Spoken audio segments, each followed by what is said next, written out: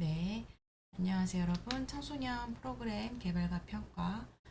오늘은 요구 분석에 대해서 챕터 4고요. 강의를 시작하도록 하겠습니다. 이제 여러분이 이제 지난 과제까지 어떤 걸 했을 거냐면 여러분이 개발하려고 하는 프로그램에 대해서 대상, 주제 선정하시고 또 그 프로그램의 목표, 커다란 목표는 어떤 걸지, 이 프로그램의 필요성은 무엇인지 이런 것들 조별로 얘기를 하면서 좀 정리를 하셨을 거예요. 그리고 여러분이 기획하고 있는 그 프로그램과 관련된 뭔가 토대가 될 수 있는 이론을 제가 찾아서 정리하라고 말씀드렸는데 거기까지 된 상태라고 볼 수 있을 것 같아요. 그러면은 이제 오늘은 어떤 걸 배우냐면 오늘은 여기 보시면 이제 요구 분석이라고 되어 있어요. 이 요구 분석이라는 말은 앞에서 이미 이전 수업에서도 청소년, 우리 대상자가 청소년이기 때문에 청소년의 욕구를 파악해서 요거를 토대로 프로그램을 개발한다는 거에 대해서는 이미 제가 여러 번 반복해서 말씀을 드렸어요. 여러분이 이 요구 분석이라는 거에 대해서 이미 어느 정도 감을 좀 잡고 있지 않을까. 대상자가 원하는 거. 그리고 꼭 그들이 말로 원한다고 표현하지 않더라도 그들에게 현재 있는 어떤 문제가 될 수도 있고요. 그리고 이 문제를 해결하는 데 도움이 되는 프로그램을 개발하면 좋겠죠. 그래서 이런 것들을 우리가 대상자의 요구를 어떻게 조사해서 이걸 어떻게 분석할 수 있는지 요거에 대해서 이번 시간에 배우고 여러분이 실제로 이 요구 분석을 해볼 수 있으면 되게 좋긴 한데 요구 분석을 하려면은 실제 대상자를 만나서 인터뷰나 설문조사를 해야 돼요. 근데 그게 현실적으로 조금 어려울 수 있기 때문에 요구 분석에 대해서 어떻게 할지 여러분이 계획을 세우는 선까지 실습으로 진행을 해볼 예정입니다. 이 계획을 잘 세우시려면 요구 분석을 어떻게 하는 건지 좀 귀담아 들을 필요가 있겠죠. 자, 그러면 이제 요구 분석으로 들어가기 전에 먼저 요구의 개념부터 나옵니다. 요구의 개념. 요구라는 게 무엇이냐? 요구. 여러분도 요구한다 뭐 이런 단어들은 일상적으로 쓰시죠. 사회학적인 용어예요. 한 개인의 내적인 바램과 동기는 물론이고 집단적 사회적 필요의 의미를 포함한다. 뭐예요? 한 개인이 갖고 있는 원하는 것, 뭔가 하고 싶은 것 이런 것들이 요구인데 개인뿐만 아니라 좀 더 이제 단위를 넓혀서 사회적으로도 요구하는 게 있을 수 있죠. 이렇게 요구가 이런 것들 개념을 포함한다는 걸 볼 수 있고 여기 보시면 요구와 선호와 수요 이 세 가지가 비슷하지만 좀 다른 의미를 갖고 있습니다. 언뜻 보면 비슷한 말 같긴 해요. 어떻게 다른지 좀 살펴보면 요구라는 것은 생존 또는 성장 발전에 있어서 무엇인가 결핍된 상태예요. 뭔가가 부족하다고 느껴졌을 때 나타나는 걸 요구라고 합니다. 그럼 선호는 뭐냐? 아까 요구가 뭔가 결핍된 상태라고 했죠. 그럼 이 결핍된 상태를 해결해야 되는데 이 선호는 어떻게 해결할지 구체적인 수단에 대해서 어떻게 해결할지 원하는 게 선호예요. 그러니까 요구랑 선호랑 조금 다르고요. 수요라는 것은 이 요구나 선호 앞에 나왔던 이것들을 토대로 하지만 이 토대로 했다고 해서 어떤 프로그램에 참여할지 않을지는 그 개개인마다 다르겠죠. 이 수요는 실제로 참여하겠다는 의지가 들어가 있는 거예요. 나 이거 참여할 거예요.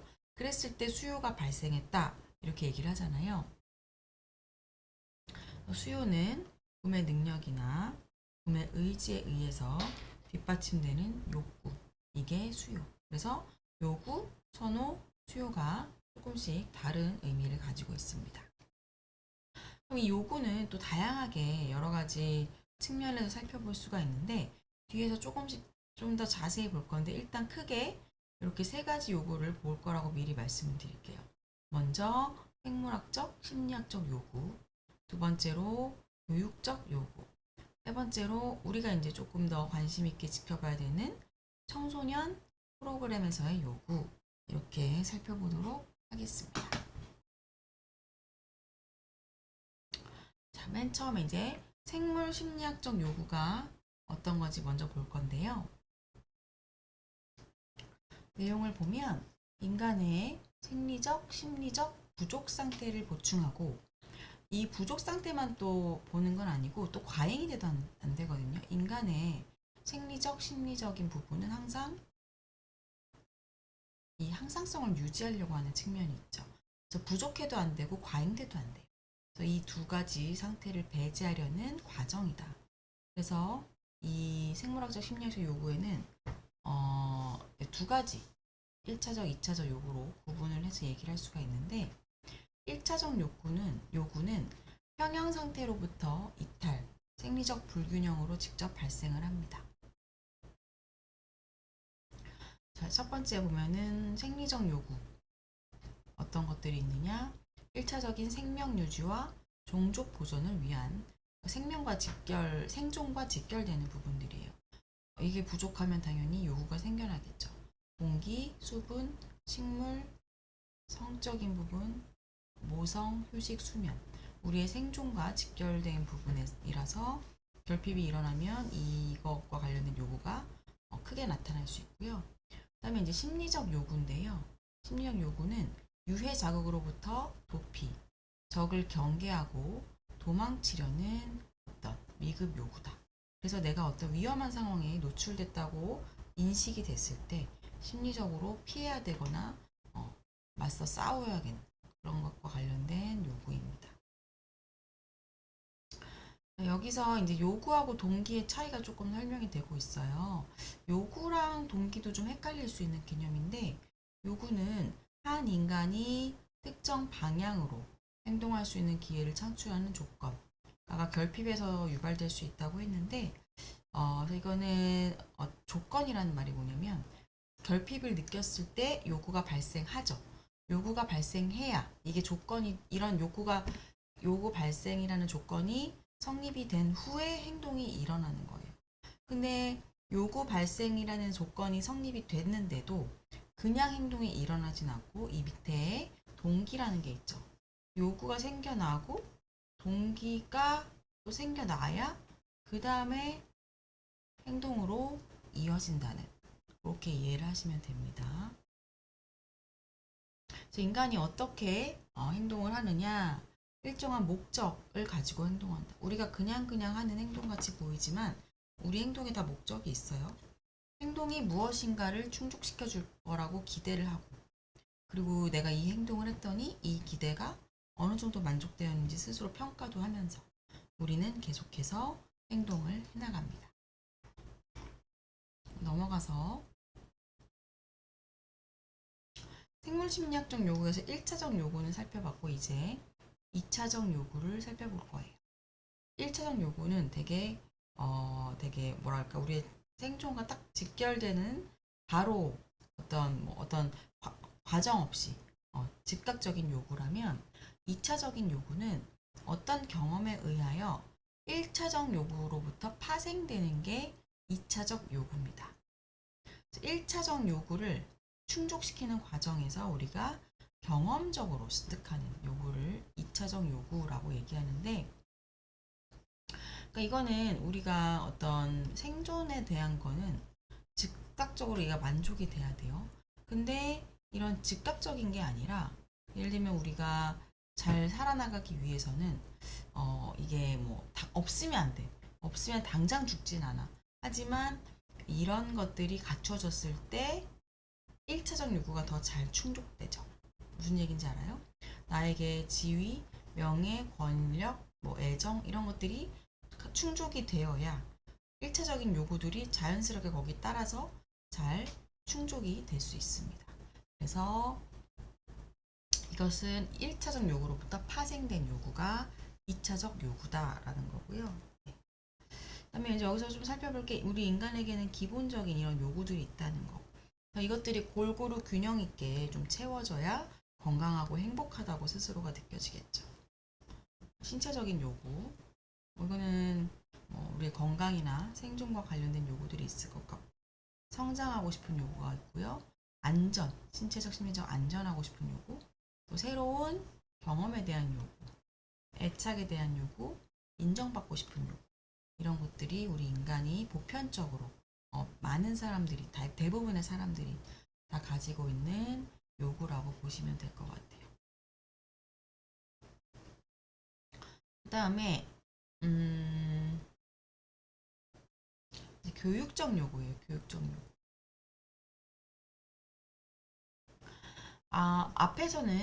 앞에 우리가 배운 것은 네, 생물학적, 심리학적 요구였어요. 이거랑은 좀 다르죠. 교육적인 요구라는 건. 교육적 요구라는 걸 여러분 좀 느끼고 있는지 어떤지 궁금한데, 교육적 요구를 느끼기 때문에 대학에서 공부를 하는 것도 네, 그 요구 때문이라고 볼 수도 있겠죠. 자신, 조직, 사회의 이익을 위해서 사람들이 학습해야 하는 것이 있는데요. 이 학습해야 된다는 것은 내가 나는 직업적으로 A라는 직업을 가지고 싶다. 그럼 사회적으로 아무나 다 A라는 직업을 갖게 해주진 않아요. 그래서 이 A라는 직업을 갖추기 위해서 나에게 필요한 교육이나 어떤 과정이 있을 텐데 이게 채워지지 않고 결핍이 되어 있다. 그랬을 때는 교육적 요구가 발생하는 거죠. 그래서 나의 현재 능력 수준과 효과적인 학업 수행에 요구되는 더 높은 수준 능력 간의 차이다. 그러니까 내가 갖고 있는 현재 능력이 이만큼이면 나에게 필요한 게 이만큼이다. 요 차이, 요거를 우리가 교육적인 요구라고 볼 수가 있겠죠. 자, 이제 이 중에 이제 또 학습 요구가 있습니다. 학습에 대한 결핍이 인식됐을 때 학습 요구가 생겨날 수 있는데, 내가 미래에 희망하는 바람직한 상태와 학습자의 현재 상태, 이 격차가 이제 학습 요구고요. 교육적 행위를 통해서 충족시킬 수 있는 요소인데요. 이걸 이제 두 가지로 나눠서 살펴볼 수가 있어요. 첫 번째는 인식 요구, 그리고 뒤에 나올 텐데, 두 번째는 귀속 요구입니다. 일단 인식 요구와 기속 요구는 이 요구를 누가 느끼느냐, 누가 이걸 필요로 하느냐에 따라서 인식 요구와 기속 요구로 나눠요. 인식 요구는 누가 느끼는 거냐? 학습자 개인, 그러니까 본인이죠. 예를 들면 여러분으로 치면, 대학생으로 치면 여러분이 느끼는 게 이제 인식 요구인 거죠. 그래서 결핍 요구일 수 있는데, 내가 스스로 학습을 하면서 내가 원하는, 예를 들면 내가 수학 공부를 하는데 이 문제들은 한 80점 이상 맞을 정도로 풀고 싶은데 현재는 내가 한 40점 정도 맞출 수 있다. 이 격차가 이제 결핍 요구로 느껴지는 거죠.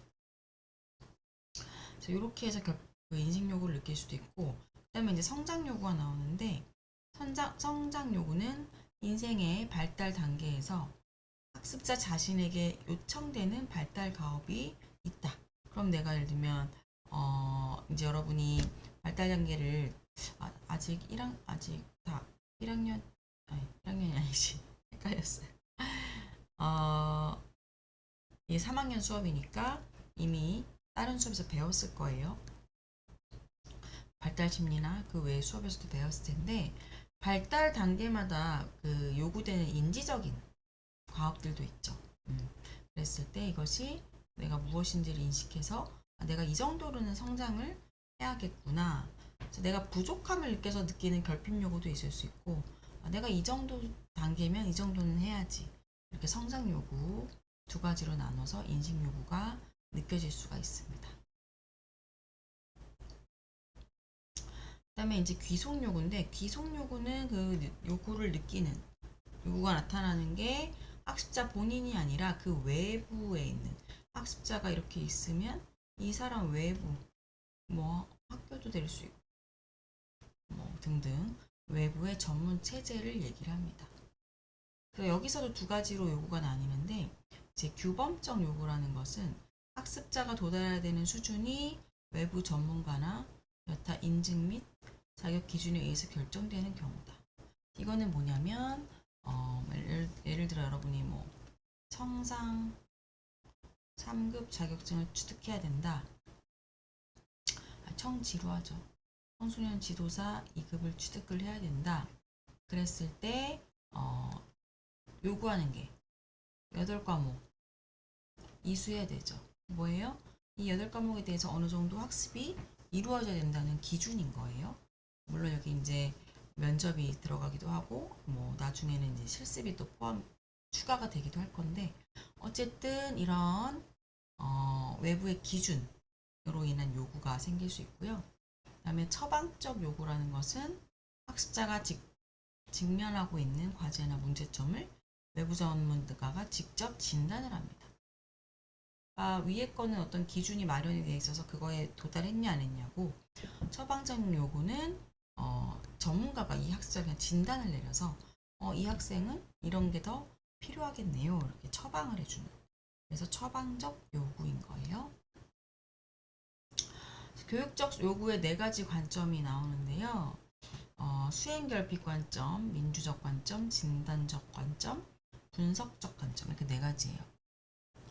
일단 수행결핍 관점에서는 이 학습자가 하고 있는 것과 해야 할 것 사이의 차이, 그러니까 수행을 해야 되는데 안 하고 있는 부분에서 발생하는 요구고, 민주적 관점은 많은 사람들이 원하는 것이 필요한 것이다, 민주적인 관점으로 요구를 설명하는 거고요. 진단적 관점은 말 그대로 진단적인 요소로 요구를 바라보는 것이죠. 그러려면 어떤 기준이 필요합니다. 진단을 내리려면 이거 부족한 거야, 충분한 거야 라고 얘기할 수 있는 기준이 필요하고, 분석적 관점은 진짜로 전문가의 분석을 통해서 요구를 확인한다는 그런 관점인 거예요. 이제 다음으로 넘어가서 청소년 프로그램에서의 요구는 뭐냐. 그래서 필요하고도 비슷하게 얘기할 수 있는데, 청소년이 반드시 터득해야 할 내용, 도달해야 할 일정한 수준, 그리고 어떤 사회체제 등 외부, 사회 환경 같은 외부에 의해서 청소년에게 규정된 것. 그래서 요구랑 필요랑 유사한 의미이기 때문에 요구 및 필요 분석, 이렇게 단어를 혼합해서 쓰기도 합니다. 앞에 요구에 대해서 이제 좀 여러 가지 얘기를 했는데요. 이거는 이제 설명을 드렸고, 그럼 요구라는 거 설명을 앞에서 했는데, 그럼 요거 분석은 뭐냐?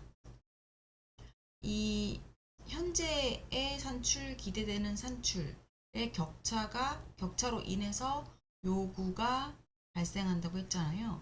이게 얼만큼인지 측정을 합니다. 측정을 해서 어떤 것들이 필요한지를 쭉 나열을 하고, 특히나 이거를 우선순위에 따라서 나열을 해서 이 요구 분석했을 때 나타난 이 격차를 해소할 수 있는 방법을 찾는 과정을 요구 분석, 이렇게 얘기를 하는 거예요. 그래서 어떤 요구와 관련된 조직의 문제점을 해소하기 위한 방법을 찾는 데 목적이 있고요. 요구 분석을 실시하면서 프로그램 개발을 위한 기본 방향, 교육 내용, 지도 방법, 다양한 관련 문제점들에 대한 정보를 획득할 수 있다. 요구 분석을 잘하면 프로그램 방향성을 되게 잘 잡을 수 있어요. 잘 잡는다는 거는 실제 현장에서 필요로 하는 좋은 프로그램을 만들 수 있다는 뜻이겠죠.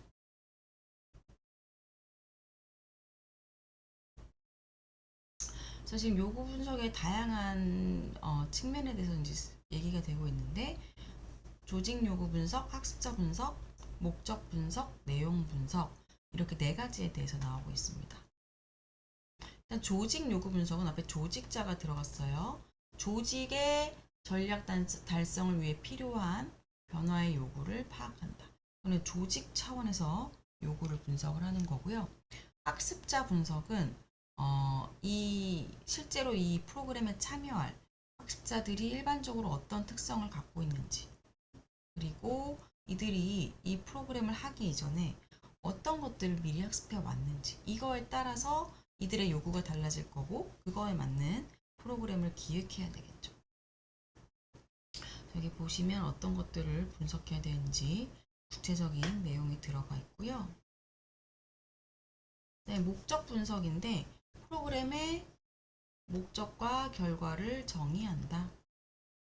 달성할 수 있는 목적을 명시하고, 네, 여러분들 목적을 지금 어느 정도 정한 상태죠. 그리고 활동 대상자, 우리는 청소년일 거고 청소년 중에도 구체화 시키셨죠. 그리고 어떤 내용으로 할 건지, 그리고 어떤 결과가 나타날 걸 기대하는지, 이런 것들을 통해서 네, 목적 분석을 할 수 있고, 그다음에 내용 분석인데요. 어떤 교육 이제 프로그램을 만들면 교육 목적이 다 있잖아요. 그 프로그램마다. 그래서 실제 이제 내용 구성한 거에 있어서 이 목적을 달성하기 위해서 내용이 얼마나 잘 구성되어 있는지, 그리고 이 내용에 무엇들이 들어가야 이 사람들이 원하는 요구가 해소가 될 수 있는지, 이런 것들을 분석을 하는 거예요. 그다음에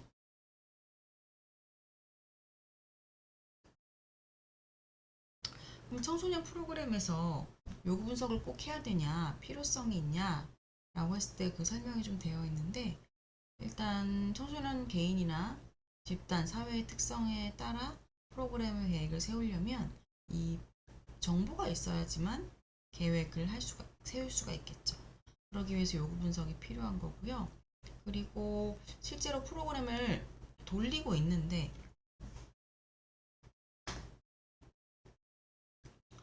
프로그램이 뭔가 잘 돌아가지 않는다, 비효율적이고 참여가 저조할 때도 다시 요구 분석을 합니다. 그 이유는 왜 이렇게 이 프로그램이 잘 안 굴러가는지 원인을 찾기 위해서 요구 분석을 할 수도 있는 거예요. 구체적으로 필요성을 좀 더 살펴보시면 먼저 정보를 얻을 수 있습니다. 청소년의 현재 실태, 문제와 요구를 규범적 가치에 의해서 판단할 수도 있고 요구적 가치에 의해서 판단할 수도 있는데, 어쨌든 관련된 정보를 획득할 수 있고, 네. 그래서 여기서는 조작적 정의가 가능하도록 측정 가능해야 한다라고 되어 있는데, 조작적 정의라는 것은 내가 만약에 우울 감소 프로그램 만들고 싶다 했을 때는 이 우울이라는 게 무엇인지 그 프로그램을 기획하는 사람, 그리고 이 요구 분석에 참여하는 사람끼리 합의가 된 상태에서 이 요구 분석이 이루어져야 돼요. 그래서 이 우울에 대해서 모든 전 세계에서 다 통용되는 그런 정의라기보다는 요 프로그램에서 해당하는 이 우울이라는 것의 의미를 조작적으로 정의를 한 다음에 네, 그거에 대한 측정을 해야 되겠죠. 그다음에 객관성의 확보인데요. 생태학적 개별화적 오류에 의해 왜곡되지 않도록 체계적인 조사 방법을 써라. 이거는 뭐냐면 내가 우리 동네에 5명의 청소년을 만나서 요구조사를 했더니 얘네들이 뭐 땡땡땡땡 프로그램을 되게 원한다. 이 5명의 이야기가 우리 동이나 우리 내가 속한 시 전체의 청소년의 의견과는 되게 다를 수 있다는 거예요. 근데 5명만 평가를 설문지를 해놓고 아니면 인터뷰를 해놓고 이것이 우리 지역 전체 청소년의 요구처럼 그렇게 활용해서는 안 된다는 거죠. 그래서 여기서 필요한 것은 몇 명을 조사할 것인지, 수집 과정 어떻게 좀 더 체계적으로 할 것인지, 조사 과정에서의 객관성, 이런 것들이 필요합니다. 그다음에 실증적인 방법이라는 건데, 이 요구 분석이 제대로 되지 않고 그냥 주먹구구식으로 되면 이 요구 분석한 결과를 믿을 수가 없잖아요. 그래서 청소년 프로그램 요구 분석을 통해서 좀 더 체계적인 방법으로 정보를 얻을 수 있다는 면에서 실증적 방법이라는 얘기가 나온 거고요. 그 다음에 청소년 중심의 비전 및 프로그램 개발. 요구조사를 통해서 이 대상자인 청소년을 중심으로 해서 좋은 이들에게 도움이 될 수 있는 그런 비전을 가질 수 있고 이에 맞는 기획을 할 수 있다. 다섯 번째는 책임성에 대한 평가와 발전의 기초. 실제로 프로그램을 진행하고 나서 요구조사를 하면 이건 헷갈렸어요. 실제로 프로그램 진행을 하고 그 프로그램 진행 전에 요구조사했던 내용이랑 프로그램 진행 후에 평가 결과 이거에 이제 비교를 해보면서 실제 요구 분석이 진짜 학생들이 많이 원한다라고 결과가 나왔는데 막상 하고 났을 때 평가 결과가 별로 좋지 않다 이러면 이거는 이 프로그램이 좋은 프로그램인지 어떤지를 알 수 있는 그런 근거가 되겠죠. 그다음에 그 기타로도 정보 공유와 네트워크의 기능, 홍보와 참여의 기능. 요구조사 하는 것 자체만으로도 우리 이런 거 할 거예요 라는 홍보 효과가 있다는 거고요. 그리고 기타 외적인 요인으로 인해서도 요구 분석은 필요하다고 볼 수가 있습니다. 요구 분석 방법을 좀 살펴보려고 합니다. 첫 번째로 서베이라는 것은 대상자가 좀 숫자가 많고 널리 분포해 있는 경우에 서베이 방법을 쓸 수 있는데 여러분이 제일 많이 활용할 수 있는 요구 분석 방법이에요. 여기서는 질문지법, 설문이죠. 설문조사하는 거랑 면접법, 이거 인터뷰. 그래서 설문지는 30문항짜리, 50문항짜리 이런 설문지를 종이로 만들거나 요새는 또 그 구글 폼 같은 온라인으로도 편하게 작성해서 실시할 수 있고요. 면접법은 50분이 될 수도 있고 100분이 될 수도 있고 한 10명 정도 청소년 그러니까 여러분 대상으로 하는 대상 중에 몇 명 이제 협조를 요청을 해서 면접을 통해서 이들이 원하는 게 어떤 건지를 좀 더 깊이 있게 볼 수 있는 게 면접법이에요. 그다음에 관찰법은 되게 좋은 방법일 수 있지만 여러분이 하기에는 현실적으로 좀 어려운 게 조사 대상의 집단에 자기가 직접 들어가서 대상을 관찰하고 관찰하는 과정에서 필요한 요구를 찾아내는 거거든요. 그래서 이거는 여러분이 그러면은 청소년 수련관에 막 맨날 가서 살면서 관찰을 해야 되는데 그게 현실적으로 조금은 어려울 수 있겠죠. 세 번째는 개별 이력인데요. 이거는 그 개인이 지금까지 어떤 학습을 해왔는지, 어떤 프로그램에 참여해왔는지 이런 것들에 따라서 더 필요한 프로그램이 무엇인지 요구를 찾아볼 수 있는 거고 네 번째는 결정적 사건 분석인데 필요한 관찰과 평가를 위해 가장 적절한 지위에 있는 사람들로부터 특정 행동에 대한 기록을 얻어내는 것이다. 이거는 내가 직접 관찰하는 게 아니라 그 사람, 대상자를 잘 관찰할 수 있는 사람으로부터 정보를 얻어내는 방법이고요. 그다음에 능력 분석법은 A라는 자격을 갖추기 위한 프로그램을 개발할 때 사람들이 실제로 어떤 능력까지 갖춰야 되는지를 최소한의 능력들을 먼저 좀 조사를 해서 그게 이제 요구 분석이 되는 거죠. 그래서 예를 들면 아까 얘기했듯이 청소년 지도사 자격을 위해서는 이 정도 과목들은 알고 있어야 한다. 이런 것들을 토대로 해서 그 청소년 지도사 자격을 위한 교과목 구성 프로그램을 짜는 거죠. 그다음에 델파이법은 전문가들에게 도움을 청하는 건데요. 어떤 문제에 대해서 정확한 정보가 아직 없을 때 전문가들 여러 명에게 이제 동시에 이거에 대한 메일을 보내고 전문가들이 그 메일에 대한 답변을 줄 거예요. 이 답변을 또 이제 다 종합해가지고 그 결과 내용에 따라서 요구 분석을 하는 거고요. 베이컨법은 이 프로그램 개발에 적용하기는 좀 어렵고 교육과정 개발할 때 활용됐던 직무 분석의 기법인데 이거는 뭐 이 정도로만 알면 될 것 같아요. 비형식적인 분석 기법은 어떤 질문지나 인터뷰 이렇게 공식적인 방법이 아니라 일상생활에서 그 대상 집단 청소년과 매일 접촉을 하면서 이들의 요구를 점점점 알아보는 거죠. 그래서 형식적인 공식적인 이런 인터뷰가 아니라 비형식적인 대화, 비형식적인 측정이 포함이 됩니다. 뒤에 보시면 그 외에도 되게 다양한 요구 분석 방법들이 나와요. 이거는 지금 여러분이 교재 읽어보면 충분히 이해를 할 수 있을 것 같은 부분들이고, 자, 요구 분석의 절차로 넘어가면 상황을 분석하고 그다음에 요구 분석의 목적을 정합니다.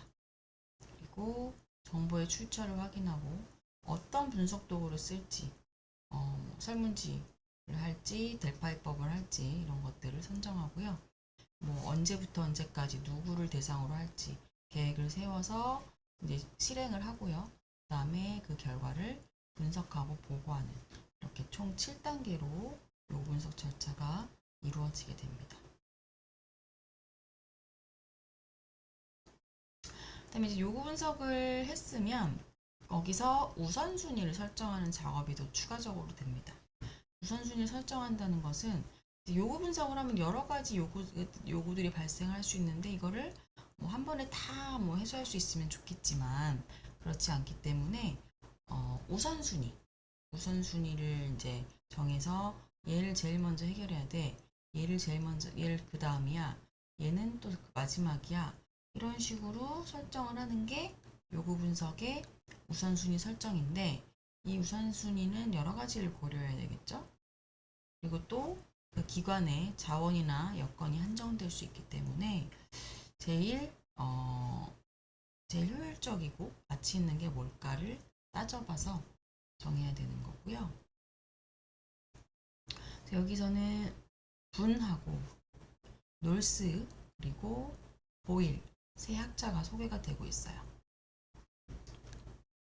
분의 방식을 보면 우선순위를 어떻게 설정하느냐. 일단 정리되지 않은 그 요구들을 정리를 하고 여기서 활용가치 높은 거시적 요구들로 통합을 합니다. 아마 요구들이 이렇게 있으면 얘네 둘이 좀 어떤 비슷한 거시적인 요구에 하나로 묶을 수 있고 얘네들끼리 묶을 수 있고 이런 식으로 하는 거죠. 그리고 특정 증거는 기준이라고 보시면 되는데 그리고 포괄적 항목으로 얘네들을 통합을 합니다.